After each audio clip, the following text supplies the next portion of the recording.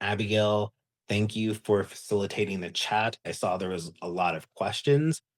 Um, what was the first, like, yeah, let's just go through it. What's the first question? So the first question, I guess I'll rephrase it, is what tips do you have for a new grad with their master's with some experience between their bachelor's and their master's? Mm. What role? Let's see. Product. Product. Nice. Okay.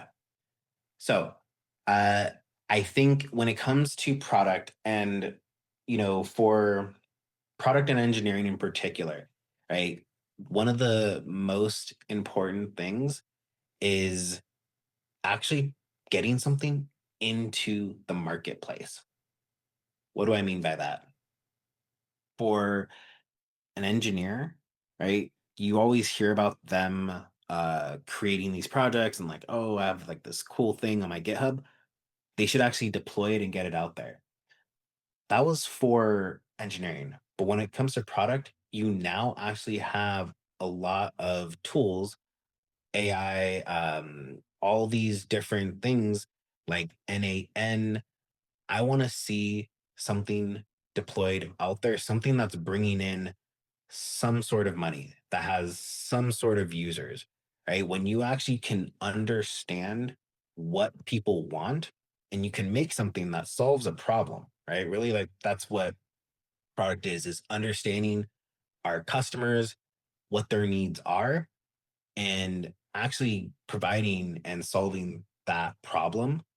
So I would want to see, hey, I have this like small little web application that does this thing and there's 500 users, right? Like that is super valuable. And what did you learn? What are you measuring? How are you making adjustments to improve retention or onboarding, right? Like that is so valuable. And you can do that today more than ever. So, as a product manager looking to show impact and value, that's what I'd be doing. From an engineering perspective, I want to see the same thing. I want to see you actually deploy something out there. Like there's a lot of work to deploy a mobile app, right? Or to get something running on AWS and all of the infrastructure required. It's very easy to just put something on a GitHub and, you know, trust me, I'm not going to go to your GitHub that has no documentation and try to run your application, right? Get this stuff out there in the wild from a design perspective. If you're uh, in your early in your career or just in general, I like to see a case study where you are improving upon something, right? You can often, when you're going to join a company as a designer, you're working in the constructs and the design system of a current company. You don't have to really redesign anything unless you're a visual designer and that's what you want to show. Instead, take something at a company like an application and redesign it within their design language and improve upon a workflow and show how, potentially you would measure that, like the types of things that you would want to see and how you improved it, right? Like those are really valuable things that not only show your expertise, but are going to make you better. Follow-up question, and Gallery, you might need to help clarify this. I think it was during the part of the session where you were talking about the number of years showing up in your headline, but where can you edit your experience? I know that in your headline you say to add in years of experience, just type that in into your headline, but there's also probably somewhere else where that total is showing up. Okay. So that total, as I said, and depending on when you joined, you may have missed it, but it's LinkedIn is accumulating it over all of your entries on the experience section. So one thing I didn't mention was if you worked at a place for 11 months and you didn't quite make it to 1 year on LinkedIn, change that. Change that so you were working there from, you know, June 2014 to June 2020 or 2014, 2015. You get the point, right? Round up. That way you hit that 1 year mark, you hit that 2 year mark, etc. You can probably do a buffer of like 1 to 2 months, but rounding that out is going to help add to your total years of experience that LinkedIn calculates. That's going to show up in LinkedIn Recruiter. As for your headline, though, you just write that 7 years of experience. Um, in the example that I shared about the product manager who had a whole, decade of experience as a software engineer and then had made that transition at their role and then got the MBA, it doesn't make sense for him to put on his headline 1 years of experience for product manager. No, they have 10 years of experience, right? Like, and that's what we see, and then they can, obviously, read between the lines through the actual experience, right? So just be intentional with how you're doing it. Cool. I wonder if there's any other questions from the group here. You want to put it in the chat or raise your hand? Yeah. Oh, here's another one from Gauri. Other than optimizing, does getting discovered by recruiters also depend on how actively one posts on LinkedIn? Great question. Yeah. So the activity on LinkedIn, right, is going to continue to increase where you're showing up, right? You show up in feeds. You're going to show up in recruiter feeds, hiring manager feeds. You're going to show up in other people's feeds, right? So the activity continues to keep things active, as well as it will show up in your profile section when someone dives in deeper.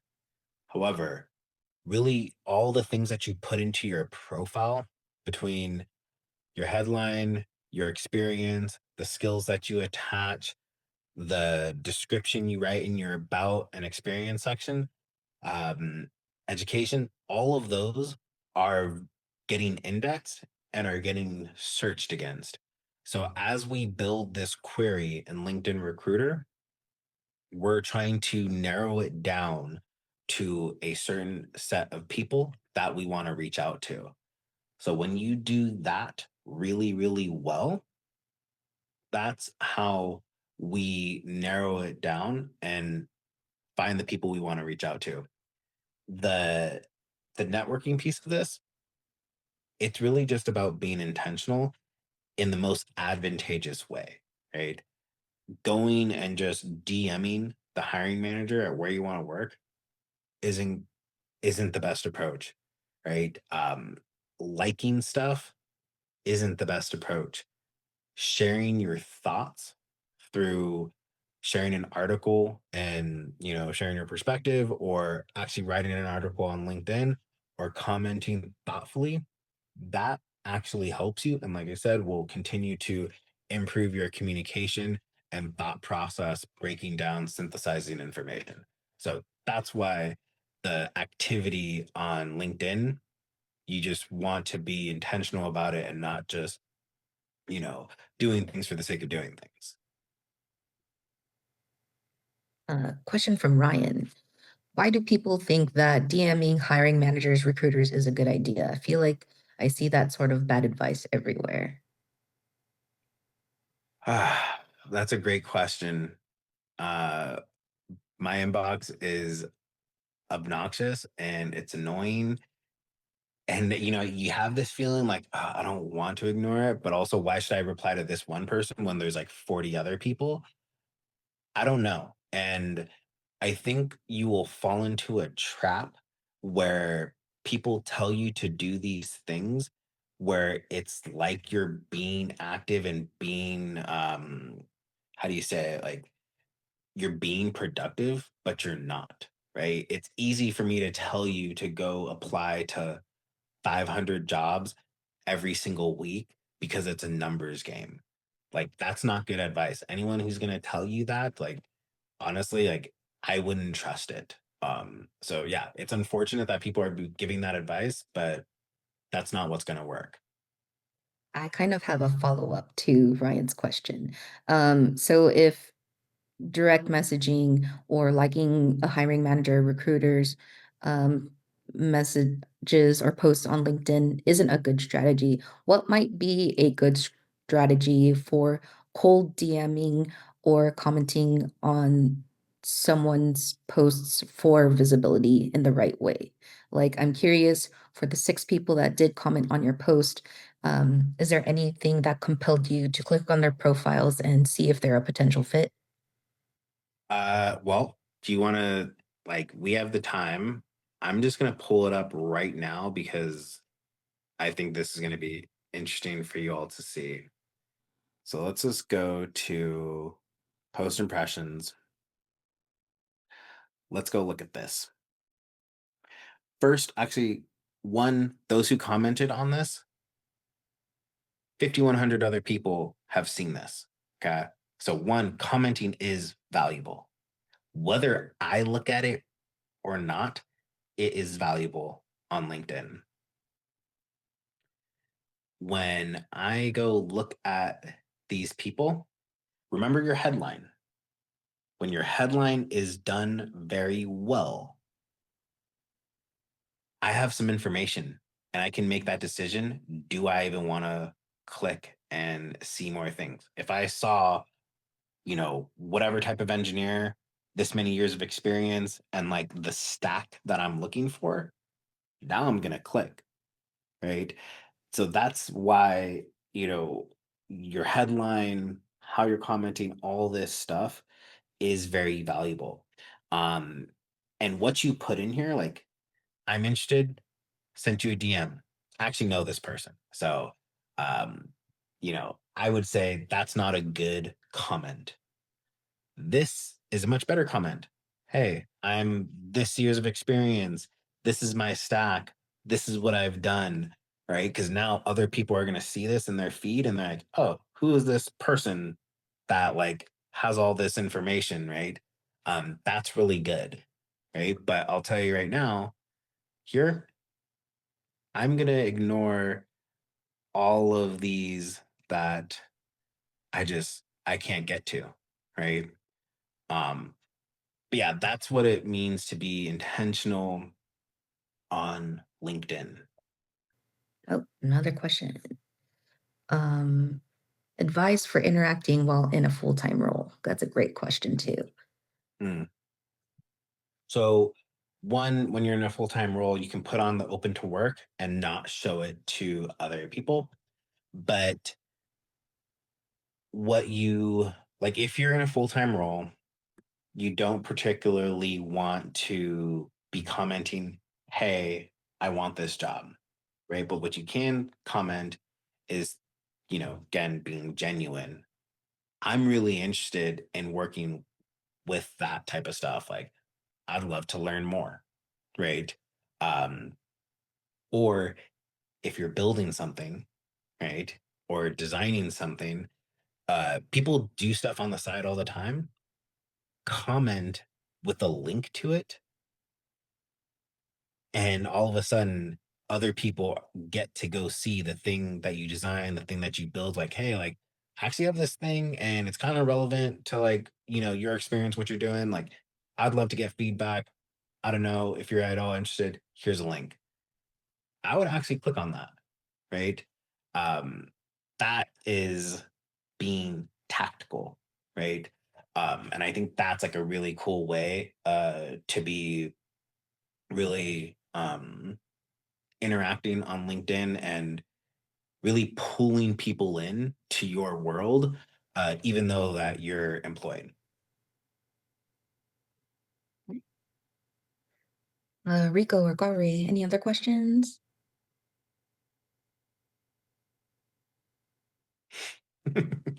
No, no, Gary. It's uh first off, it's we want to reply, right? We do.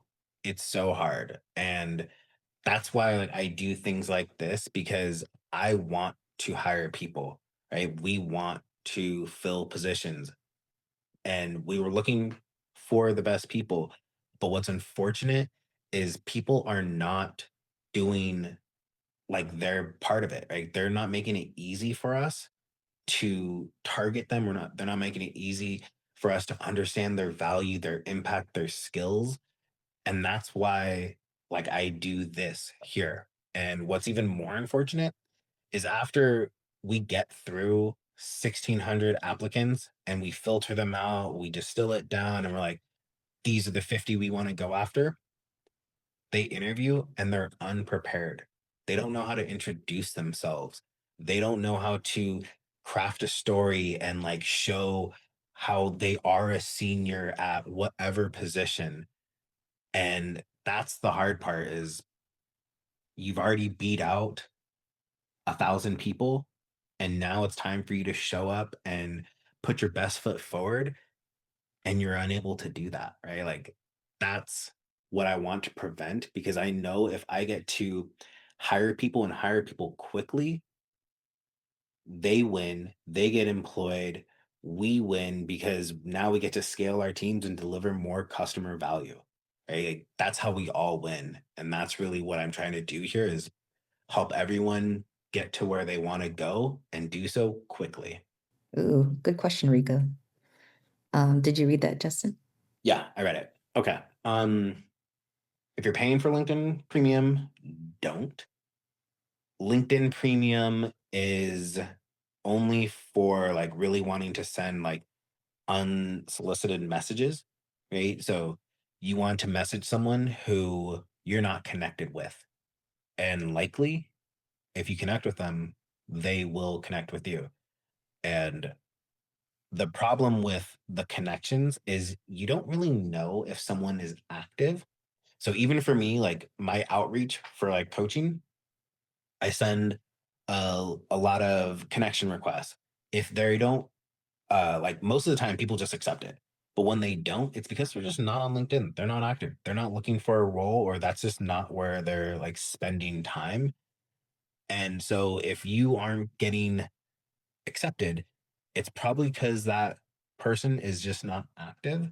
Um, and yeah, I don't think premium really makes a big difference unless you want to send messages to people you're not connected with.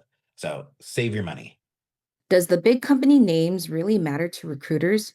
What if someone worked for the startups and don't have a big tech name? Okay. I love this question. Uh, I interview people from Google, Netflix, TikTok, Meta, like you name it. And oftentimes they come out of these big companies and they've only done one thing. They've only worked on this small scope of the product, and they are just not marketable. They're not the person who is going to have a big impact. The reason why the big names are of interest is literally because the interview process is so stringent. Talent teams are lazy. And so if you can get into Google, it's likely you're going to perform well in our interview, right? But a good leader is not just worried about how you're going to perform in the interview, but they're worried about how you're going to perform over the long term and the value that you're going to bring to the company. And that's where, the name, yes, it's helpful, but it's more of an indicator that you're going to do well in the interview process. So, like, don't get hung up on that. And the other thing that actually scares talent teams is if you're coming out of Meta and you're going to what I'll call a tier two, tier three, tier four company. And what I mean by tier is compensation bands. The top of the compensation band for any role is going to be led by really like Meta, Netflix, Jane Street, right? Like these really like high paying companies. Well, when you apply for a smaller company, they're concerned that they're not going to be competitive. So it's actually like, that's like a concern. Like, 'cause if we can't pay you 500 grand a year, right, in total comp, why are we going to talk to you? Right. So just understand that, you know, it's not always like the best thing coming from, some of these companies. But Yeah, it's an indicator that you're going to do well in the interview. Yeah. Next question. Cool. And I'm going to try to summarize this, but it's about experience. So for those who are a graduate and don't have actual work experience, but develop some stuff on your own, what would be a good framework for writing your experience? Okay. For experience for early career individuals, one, you want to get internships. You can also do really any type of freelance work. And when you're doing freelance work, actually, this just came up with a client the other day. They have their own company, right? They're doing software development, as you know, they were consulting their services, but they had founder as their title. I'm not hiring a founder. I'm hiring a software engineer, right? So them just changing that to lead software engineer at their own company, all of a sudden they start getting more traction, right? Now, how do you get like really good experience early in your career? Work on a specific project and build depth. There are so many tutorials out there that like show you how to do this like one little thing. And it's so easy to fall into a trap where you are only going on the surface of a implementation, whether it be like design, product thinking, or engineering. But when you start to expand on that project and take it farther and get into more of the advanced topics and considerations. So if it were a design project, don't just redesign something, but go do some user interviews, go do some usability tests. If you're a software engineer, don't just build like this small little functionality, but add some metrics in there, right? Go track some of that stuff. Like you can go sign up for free for like, uh, some of these observability tools, right? Like go do that. Go add advanced things such as like a dead letter queue or something. So yeah, you really want to build depth in those projects and highlight them. Last thing for early career people, uh, target early career roles. If you are targeting a mid level or a senior role, you are now all of a sudden competing against all of those candidates who are actually qualified. Target those early career roles, and it's going to help. Actually, one thing, early careers are cyclical. What I mean is, in the wintertime, big companies were preparing for springtime, which is we're preparing for internships. Right now, we're gearing up for a big hiring push on new grads because they're finishing their summer internships. And in the fall, we need to lock them up for full time roles. So it's one of the few times where uh, timing matters in the market. Otherwise, for anyone else, all times are good for hiring, even around the holidays. If it's end of the year, you should be applying and getting in the queue so that you have interviews ready for, January, or it's the end of the quarter and we're trying to make budget and close roles before the new budget comes out, right? So like honestly, always a good time to be applying. Next question is, my contract ended last month. Is it okay to keep that I still work there? Yeah, super common. I could probably pull up like five people that I know that say they still work at the last company and it's been like 6 months uh, that they've been working at a new company. It's very normal. And I just want to share that just because you start a company, you know, you could start a company today and 1 month from now realize like this is not where you want to work. Like the signs are on the wall, like you don't like the culture, it's not what you thought it was, but you were potentially interviewing somewhere else. Call that recruiter up. Like you can get back and leave. You don't owe the company anything. And are you really going to show that you were at that one company for 1 month and then you switched? No, you just wouldn't even show that on your resume or LinkedIn. You would just show that main company you were at and then the company you switched over to. So I don't know who needs to hear that, but and I say this as a hiring manager who've had people do this, like do what's best for you, and that's okay, right? So yeah, I hope that like answers your question. Nice. Next question, moving on to, I think it was the part where you're talking about networking strategies and um, commenting for visibility. So I don't know if there was a structure that you gave, but can you give us a structure for commenting for visibility? Yeah. Um, for commenting for visibility, one, any comment you make, literally any comment you make gets you more visibility.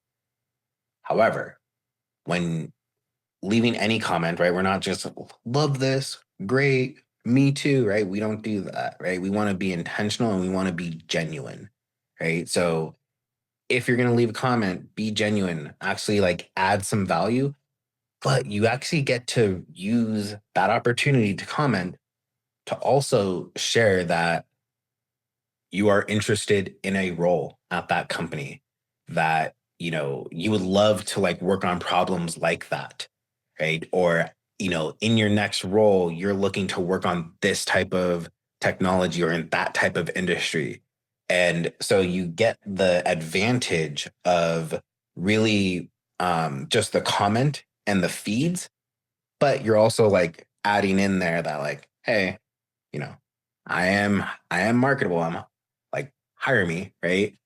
Again, we're not trying to be spammy, but we can have some strategy behind our comments and, as I said, be genuine. Follow up to that is there anything that is do's and don'ts for commenting? Do's and don'ts. Don't get into arguments. Uh, it's a professional platform, right? Not everything belongs on there. You can take it to another platform if you want. And I do think that, you know, you should be bold, right? You should stand for something. Now, don't be upset if what you stand for or what you care about doesn't resonate with someone else or the company that you're applying for. If it doesn't, you don't want to work there anyway. So, like, I think like political stuff, like, probably isn't good to have on LinkedIn. And maybe you really care about philanthropy, right? And a company is like totally against that stuff. Well, like, don't work there, right? But don't be upset if you are going to be a little bit more forward with your opinions and those don't land, right? So, really, just what do you feel like is professional, and just use discernment, right? It's not particularly hard. But yeah, that's how I would think about it. Great. Next question. I do need experience as a software engineer. I'm back in school, so it's my main focus. Question, what will be the best projects to have on your GitHub? Mm, okay.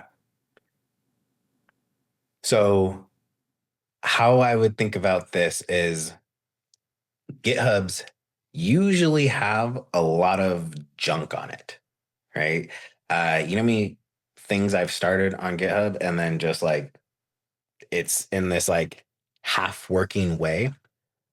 So, how can we use this to our advantage? At the point where someone lands on your GitHub, one, um, you can use your GitHub and like your like maybe like a main repository as a README and another way to kind of showcase your experience and your like LinkedIn information on a README, right? And I've actually seen that as like an additional like resume. Like someone sent me a README on GitHub, and I was like, smart, right? But the projects you want to have on there, you want to highlight again things that show more depth, right?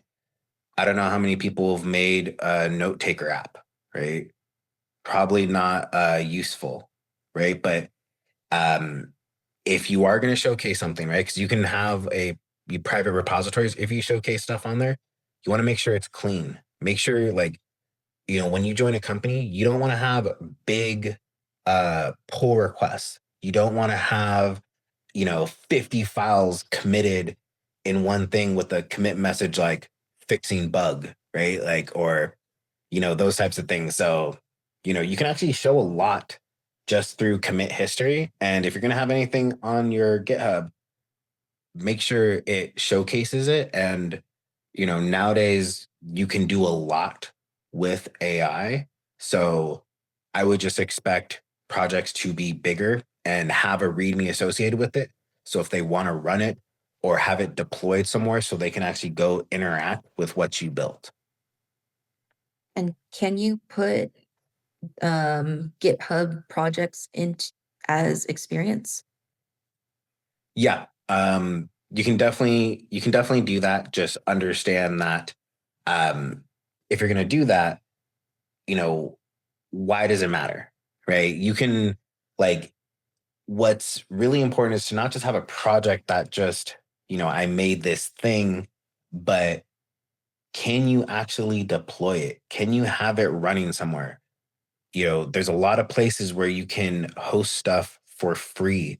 Um, have it running, have people use it, share some metrics about it. Like, hey, this thing, and there's, 50 active users, right? Like, um, the world needs more builders, and we don't want to just build stuff and have no one use it, right?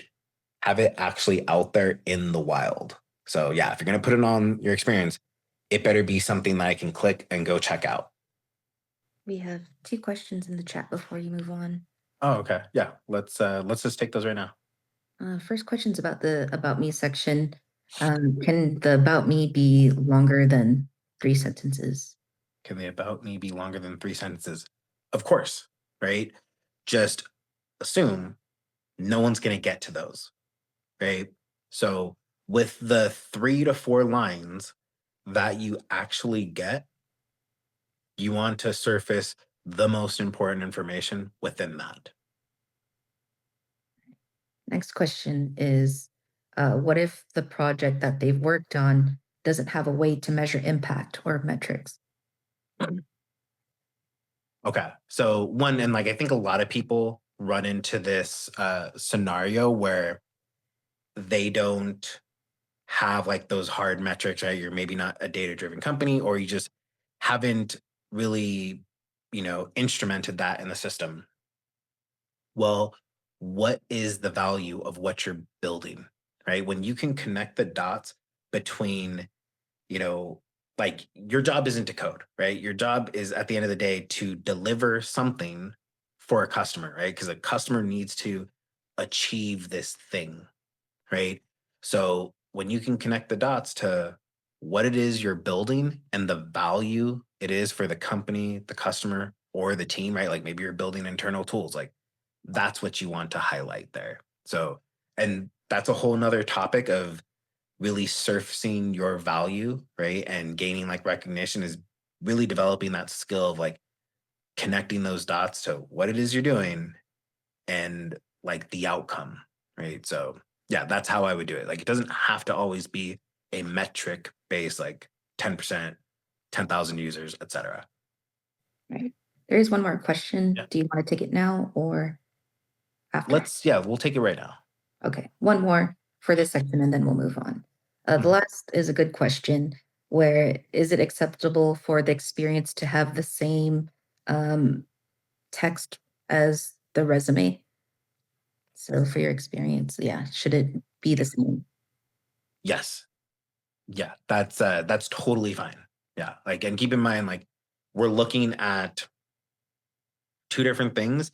Think of your LinkedIn as like search results, right? Like LinkedIn being like when we're using LinkedIn Recruiter, it's like we're Googling, right? Like we're trying to search for something, and the information that you're providing, your presence is going to show you as a top result, right? So your LinkedIn is going to be passive in that sense.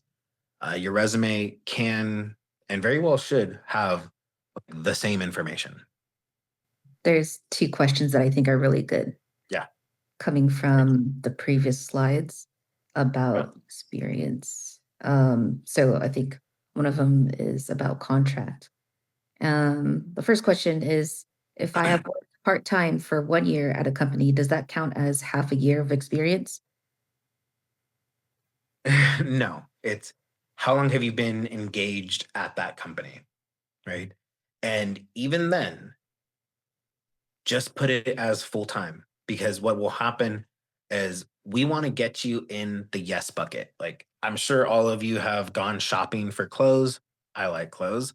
And you like grab this and you grab that and you grab this because you're like, I like these. I'm gonna go try these on, right? You are putting those into the cart. You're putting that into the yes bucket. And then later, you're going to dive a little deeper, right? Like that's really what's happening. And so, we want you to get into that yes bucket. We want you to be considered. When you actually get a phone call from a recruiter and you do the screen, yeah, if they ask, was this part time, which they never really do, right? You can tell them. If they ask, was this contract? You can tell them, right? But that's not what's important to them. What's important to them is, are you the type of engineer or the type of designer, the type of product manager we need?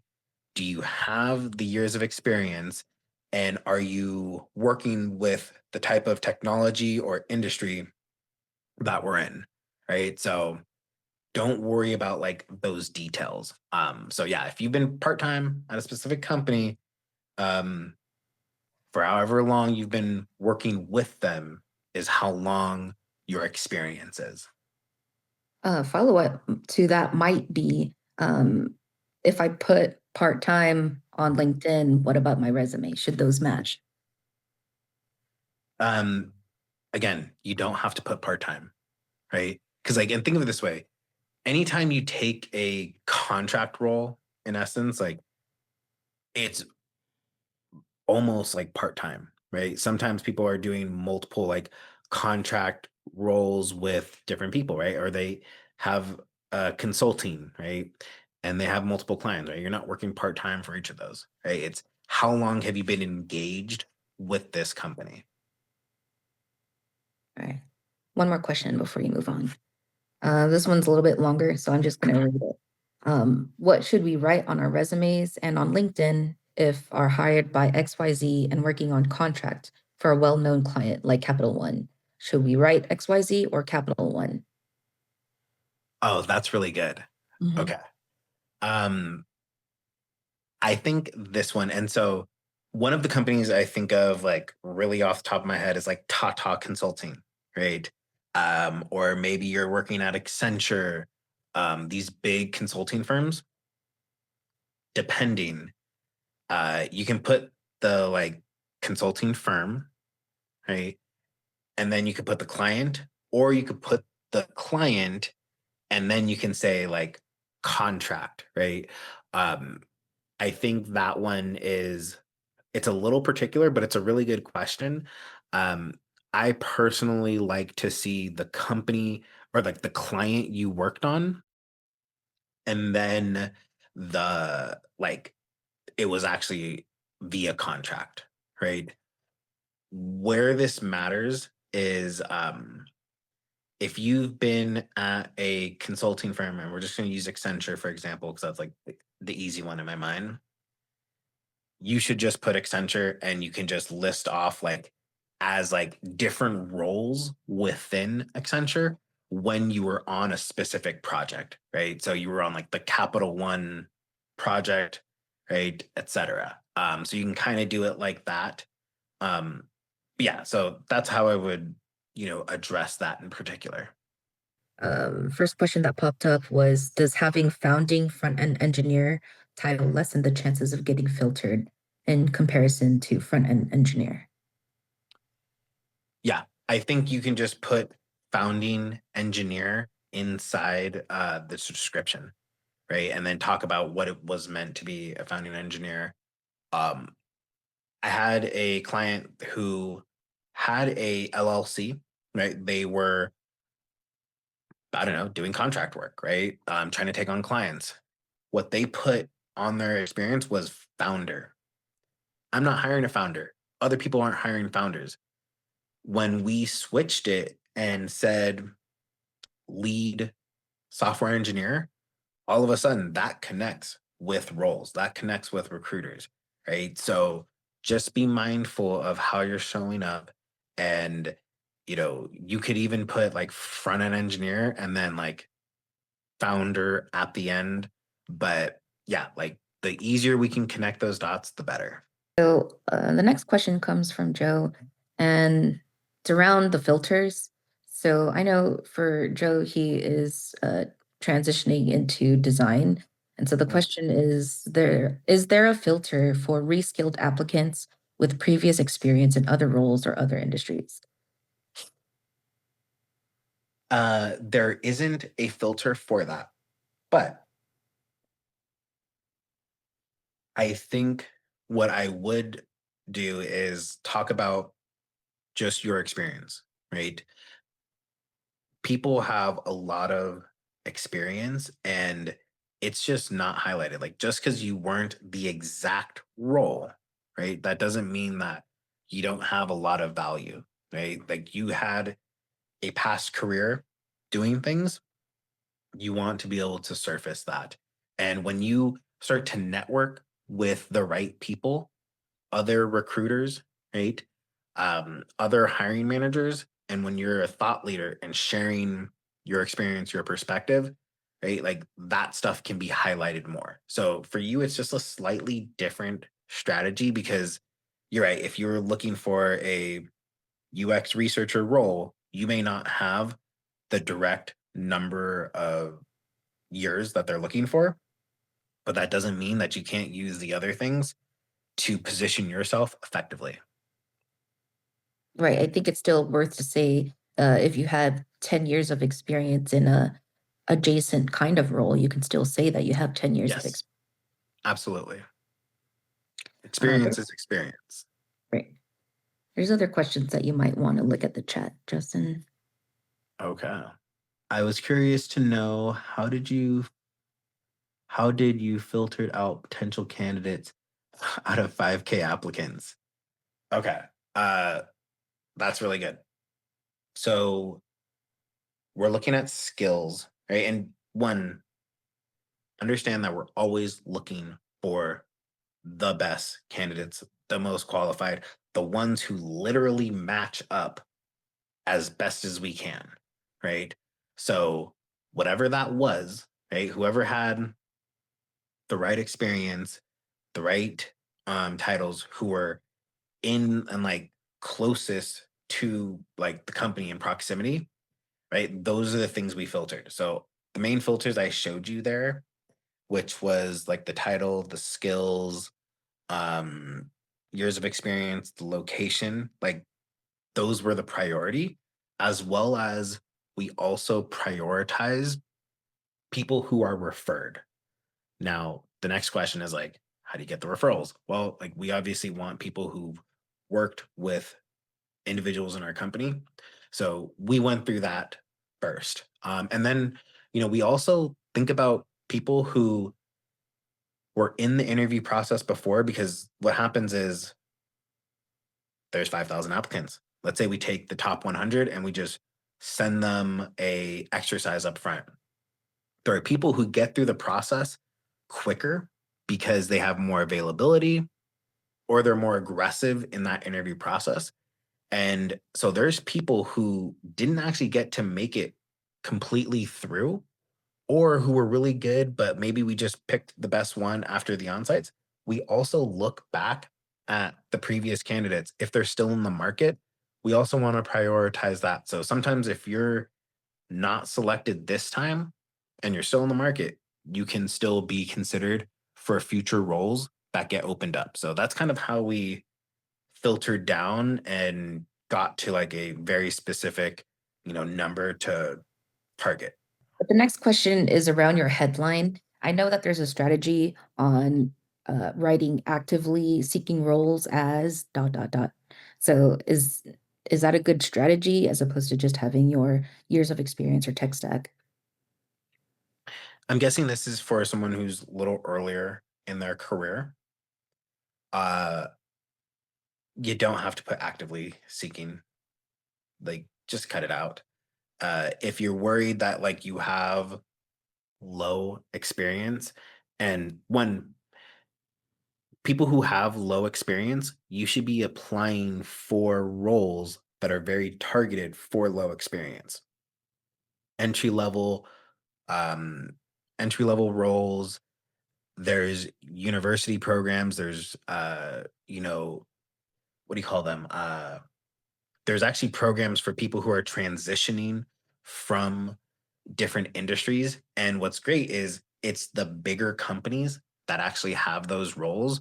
So if you just did a quick search of like, you know, early career job programs, Google has them, Meta has them, Shopify has them, and they have them for literally every type of technical role. So you're better off applying for those. It's very challenging if you're, 1 or 2 years experience and you're applying for a role that's looking for 4 to 6 years of experience. Right. So understand that you want to be intentional. Last thing is it's always a good time to be in the market. Around the holidays, guess what? We need to close roles. If it's end of the year, we want to make sure that you're in the queue and scheduled for the new year, right? At the end of every quarter, we have budgets. We need to close these roles. So it's always a good time. The only time that timing matters is for new grads because typically you are going to graduate in the spring, you'll have an internship, and then the fall is when you're ready for that full time work. So going into the spring and going into the fall are like the peak seasons for those early in their career. So like that's the only time timing actually matters. Nice. Um, the next two questions are kind of similar and they're around your titles. So one person says that they have official titles as senior software engineer or software engineer. They're focused on front end, and they're wondering if it's better to have all titles as front end. Um, yeah, that's the gist of it. Okay, cool. And keep in mind, I am a full stack engineer, but I've always like found myself in front end engineering. I love front end engineering. It's as closest to the user as possible. But being like that full stack mind, I can better communicate with backend engineers, etc. So I've had this specific scenario myself. Different companies, right? Like where you're applying to, you can go see what the titles that you're applying for. Personally, and as a hiring manager, when I see software engineer, my question is, what are you leaning towards? Are you mobile? Are you back end? Are you front end? Right? Because at the end of the day, you're going to have an affinity towards something. Unless I'm specifically hiring full stack, and specifically if you want to do full stack, then software engineer is great. But oftentimes, bigger companies, they have more specialized roles and they are looking for someone who is going to be back end or front end focused. So you want more front end roles, just put like senior front end engineer, right? And you'll just get more of those, right? But yeah, like I know, like I said, I've ran into that myself, and it's frustrating on a hiring manager perspective when I just see software engineer and no description. Like you can put software engineer if you just want to capture more roles, but in your experience description, in your about, or even in that headline, if I see React, Vue, those types of things, like maybe like GraphQL or Python, I will, as someone who's does this right, I'm gonna know what type of engineer you are, right? So just be intentional with all of that information, and it's going to paint a clearer picture for the hiring manager or recruiter. Great answer. Two more questions that I see. Three. I currently work for a finance trading company. Will I have higher chance in the same domain or industry? And is it feasible to switch, let's say, to a FANG one? Okay. It's more about what you want, right? If so, and the last piece was like a what was it a Fang company? It's Yeah. is it Okay. to switch if you have Yeah. specific experience in a specific industry? Yeah. So from an industry perspective, um, it's great. Like if you're in fintech, it's easy to get more fintech roles, right? And every FANG company is going to have a fintech offering, right? Every company is going to deal with money or like payments or credit card processing or reporting or analytics, like whatever it is that you're doing or building specifically at a like a banking institution or trading company, it's going to align with another company, right? So I think where it is more important is if you were working for Charles Schwab and you're specifically on like high frequency trading or like their trading platform and you want to go work at Coinbase or Robinhood, yeah, that makes more sense. Like you already have domain experience and you'd probably be a more sought after candidate. But if you want to go to Fang, it doesn't matter. They're going to have those types of roles regardless. Next question. Are referrals a must-have in today's market for dev roles, or can someone still successfully apply through direct applications? You can still get direct applications. You're 5 times more likely though if you are targeted, and referrals are just prioritized, right? Like it is what it is. If you were going to eat at a restaurant and you've never been there, but your friend was like, "Oh, this is a great restaurant, great food, great experience. Like, you got to go." You're more likely to go. Same thing with applicants. Of course, we want referrals, but even now, we don't have that many referrals because they've maybe already referred them or their colleagues are just not in the market. And so we have to result in sourcing as well as inbound applicants. Just naturally, there's way more inbound applicants, and we prefer to source. Yeah, makes sense. Last question is, what about early applications? Are those early applicants the only way to make it into screening these days? So, meaning like the early application, like the programs targeted towards early stage applicants. Is that the specific there? Maybe it's on LinkedIn. Oh, yeah, the clarification. No, do we apply early? So I know that on LinkedIn, there's like apply early or be an early applicant. Oh, okay. Yeah, I think one that's always good. Um, Once it's like you get to 100, like assume that they're already calling candidates, right? Just because you're not the first in line doesn't mean that you wouldn't be considered. And as long as you get into the cycle, right? Like we're making sure that if there are people who were in the cycle before, but they didn't make it to the end because we already closed the role, that we're going back to them.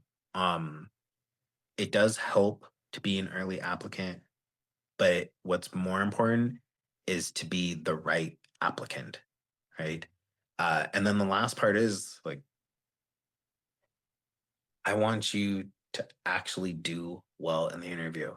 Like, it's so easy to apply for jobs, to press a button, to like fill out this stuff. Like, that's not the part that you should be spending time on. You need to make sure that when you get that recruiter screen and they ask, "Tell me about yourself," that you're able to craft a very compelling story that highlights your experience, your impact, all of the knowledge that you have, and how excited and great you would be at this role at that company, right? Like that's what's important.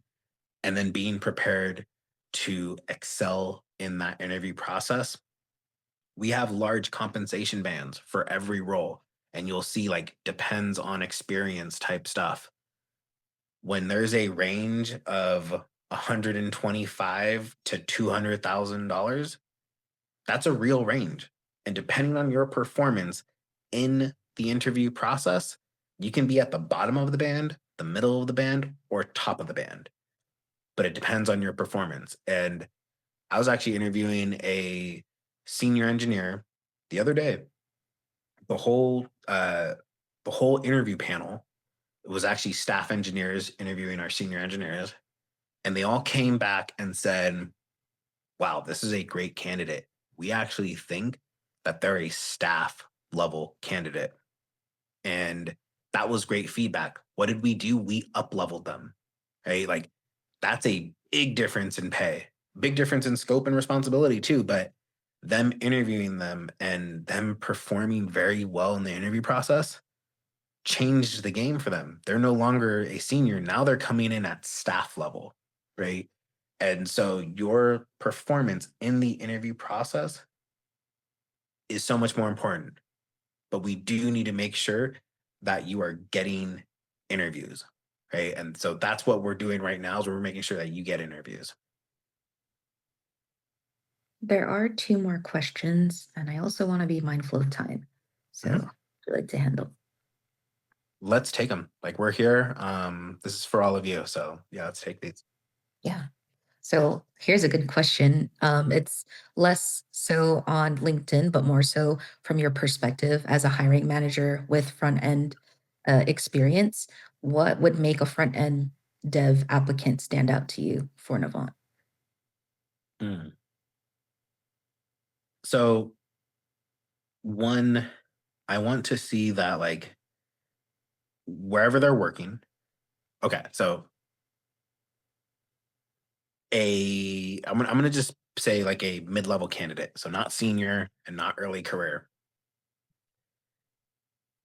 I personally I judge products based on the quality of their experience, right? We all have seen, and this is gonna be for the designer on the call too. We all see beautiful applications. If you work on an application that is of low quality, I don't know. I just kind of like just look lower in my book. Um, yeah, like I'm looking for like that experience on a very high quality product, on a product that has engineering excellence. Right now, again, not everyone's going to be like that.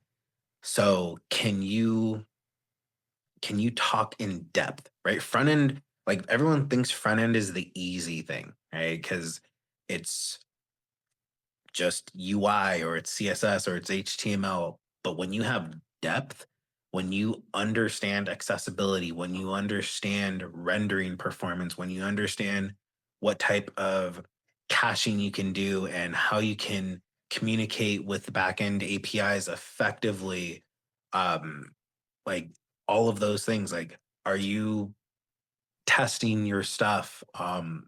It's really the depth. Like, have you architected the entire front end? Right? Like, are you aware of different parts of the stack on front end? There's middle layers, right? So just I'm looking for depth, right? It's very easy to find someone who can do HTML. And honestly, like React has made HTML atrocious, right? JSX, all that stuff. Like, and again, I like all of it, but um, most people don't even know semantic HTML. They don't know actual CSS properties and what does that mean for like repainting and reflow. Talking about performance there. So like, yeah, like I'm looking for depth. And if you're early in your career, whether you're back end, front end, design, you need to have stuff out in the wild. What does that mean? I'm not going to go to your GitHub and look at this. probably like low quality code with ugly commit messages and no readme, I'm not going to build your application.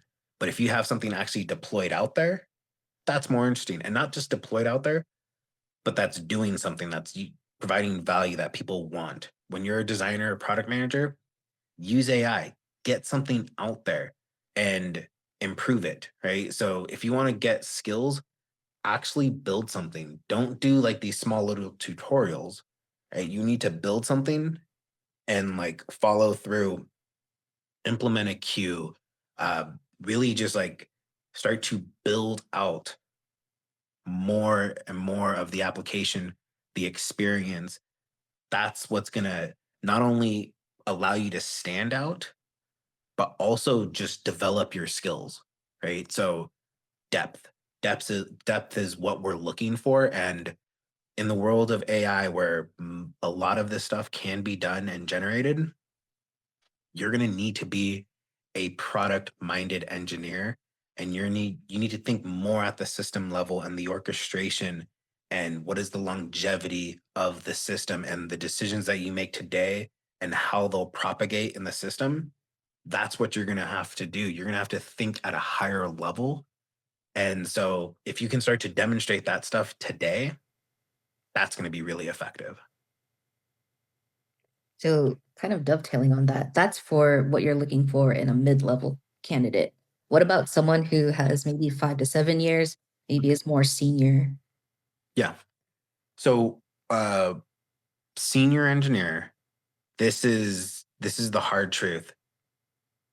Most people will get to senior engineer and they will never go beyond that. That's the reality. That's where most people land. And that compensation band for senior is the biggest compensation band. What is really important, and like honestly why everyone likes being a senior engineer or senior designer, is like you get autonomy. You are trusted, right? We don't have to check in on you. We don't have to make sure you're like doing the right thing, doing it the right way. Like just effectively, you are autonomous. At that level though, it's really about the the why. Like why did you do it? So when I'm interviewing a candidate, I want to know what are the decision points along the way? Like, why did you do something? Right. And you can't be because that was the requirements or that's what they told me. Right. Like you need to think a little bit deeper. Like what were the repercussions and what were the trade-offs? Right. So again, depth. Right. So those at that level should have that depth, and they need to be opinionated. I am not in code every day. I'm trusting uh, staff level, senior staff, and senior to be really in tune with the code base and to be surfacing their opinion, right? Like you don't have to agree, but you should be able to have a healthy conversation and perspective of why you believe in this pattern or this approach, um, this, framework, etc. Right? Like you need to start to be opinionated. So that's what I'm looking for at that, call it 5, 6, 7, 8 years. But again, I meet senior engineers who've been doing this for 20 years. Um, and they're there because they like that level, they like that responsibility and autonomy, and they don't want to go past that to some of the higher levels of IC engineering. That is some good answers. I wonder, are you guys still here? Are you guys getting value from this? Yeah, who's here still?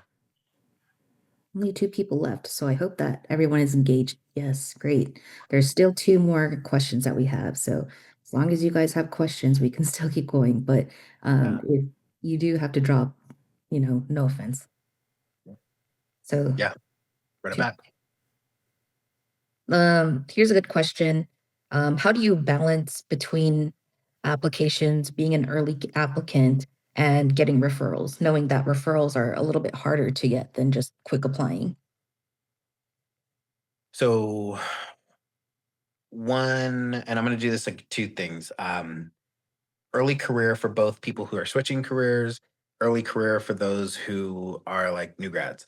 Um, Early career, new grads, your friends are landing jobs, they get referral bonuses.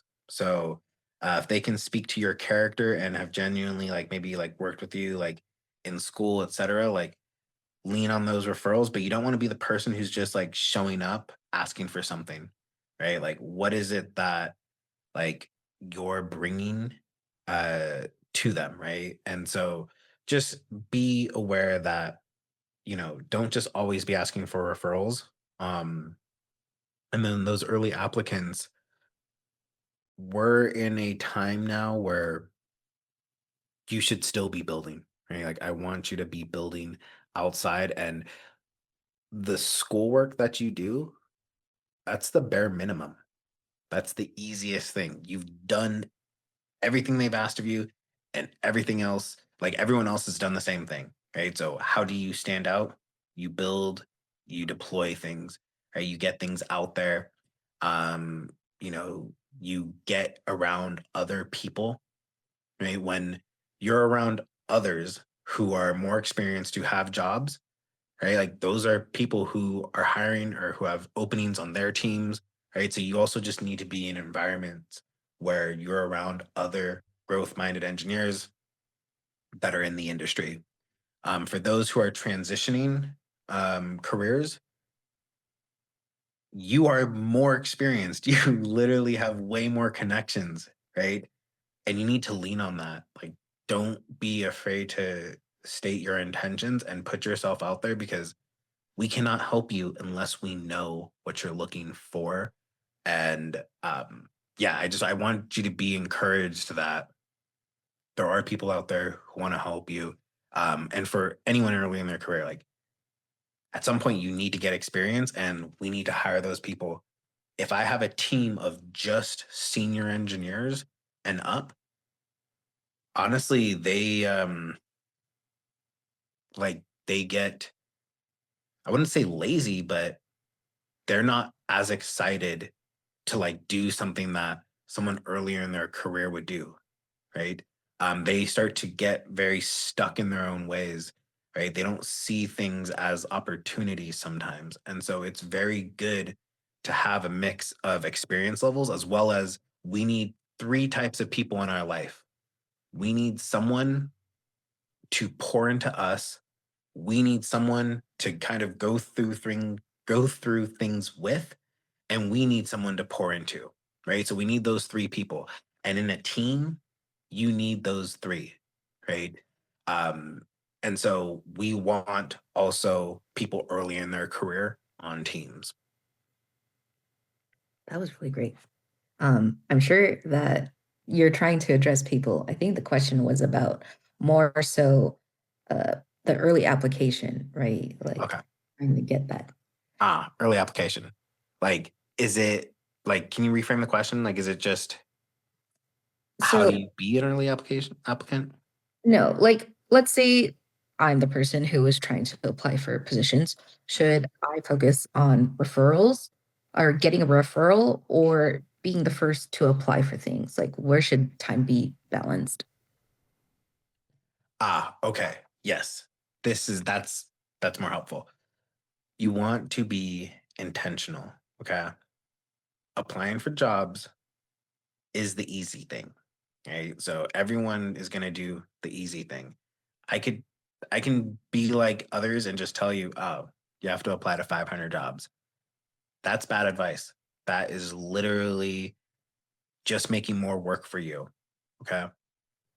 Instead, you want to be very targeted with the roles you're applying for.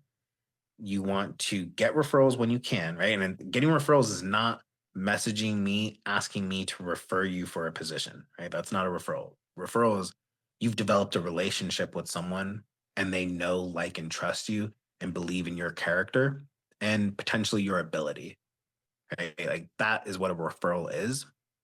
And so you should always be developing those. I've literally hired people who I worked with 10 years ago, right? I've had people reach out to me about jobs, and I hadn't talked to them in 5 years, right? And so even the connections you make today, you don't know where those are going to lead in the future. So you always want to be intentional with your network. And there are three places I want you to be applying. LinkedIn, of course, you can be applying to jobs, but LinkedIn's power actually comes from the network effect and you getting targeted. The two other places that clients today have been landing jobs from is Well Found, previously known as AngelList. Well Found's really great. It's also great for people earlier in their career. Okay. Um, yeah, we should drop those links. So Well Found, I like that you can set your salary expectations and you can actually like reach out to the companies and they'll reach out to you. So like I think Well Found's always been a really great platform. And then the second is Welcome to the Jungle. Okay. Um, Talking to some people the other day who were landing jobs on there. Welcome to the Jungle is like the new kid on the block for applying to jobs. So those three, LinkedIn, always, of course, um, Well Found, and Welcome to the Jungle. Those are really, really good platforms. And someone dropped in, built in is also good. I've heard. I'd have to go check it out. Uh, yeah, like I'd have to check it out. I'm just like sharing with you what some of my clients have specifically landed jobs on recently. I also wanted to chime in on that. So the last time we did this LinkedIn webinar, we had someone who was in UX and has attended one of my UX meetups. And because I've interacted with this person and he showed up to the LinkedIn webinar, now I knew, okay, he's in the market, he's looking for a role. Well, actually, someone else in the UX meetup was a hiring manager. And so I was able to connect those two, and he may have a potential role just because he showed up to this webinar. So I encourage you guys to network, and whether it's in your city or online, putting yourself in these rooms helps you to get noticed. Yeah, I couldn't have said it better myself. You don't know who you are in proximity with, and when you get in proximity with the right people, the people who are where you want to be, uh, doors will open for you, right? Being here, showing up here, all of you, honestly, maybe some of you land a job in 2 weeks, let's say. Well, you're also now eligible to be referring other people to your company, right? In my coaching program, like they share referrals to people. They're with other growth minded individuals, like Abigail's meetup. They're with a bunch of designers. The Las Vegas Sin City programmers were with a bunch of programmers. So yeah, you want to get in the room with the right people, and this is not just an online world. You can be doing this stuff in person. So if you're in those markets that are tech forward, really just get around the right people and doors will open. All right. We're like getting a little late and I'm very thankful all of you are here. Yeah, like did you guys really enjoy this? Because I really enjoy doing this. I want to really help all of you find that momentum, find that success, and really have a value driven career. Like we didn't just pick that name randomly. This stuff is important to us, and you know we're here for you. Thank you for joining. Connect with me on Instagram, LinkedIn, YouTube. We share a bunch of like community service content on career growth. And, I think Abigail, if you have that link for anyone who is interested in landing their next offer, maybe you can drop that in here. But yeah, I really hope you enjoyed this and wishing you all the best. So thank you for attending.